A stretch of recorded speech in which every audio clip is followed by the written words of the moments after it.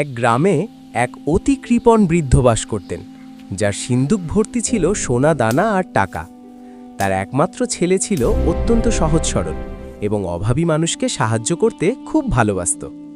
বৃদ্ধ সবসময় ছেলেকে বকাঝকা করতেন এবং টাকা জমিয়ে রাখার মন্ত্র শেখাতেন, যাতে ভবিষ্যতে কোনো অভাব না হয়। একদিন এক বৃদ্ধ ভিখারি তাদের দরজায় এসে এক মুঠো অন্নের জন্য খুব আকুতি মিনতি করতে শুরু করল। ছেলেটি তাকে সাহায্য করতে চাইলেও বাবা তাকে ঘর থেকে অপমান করে বের করে দিয়ে সিন্দুক পাহারা দিতে লাগলেন। সেই রাতেই বৃদ্ধ এক দুঃস্বপ্ন দেখলেন যে যমদূত তার সমস্ত সম্পদ নিয়ে যাচ্ছে, কিন্তু তার পিপাসায় এক ফোঁটা জল দেওয়ার কেউ নেই। ঘাম দিয়ে জ্বর আসার মতো অবস্থায় বৃদ্ধ বুঝলেন যে সম্পদ পরকালে যায় না, শুধু মানুষের দোয়া আর ভালোবাসার সাথে থাকে।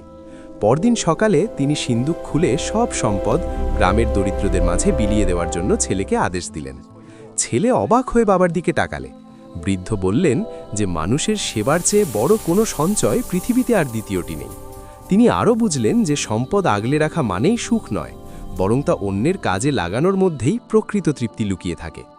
বৃদ্ধের এই বদলে যাওয়া দেখে গ্রামের সবাই তাকে সম্মান দিতে শুরু করল এবং তার একাকী জীবনটা আনন্দে ভরে উঠল।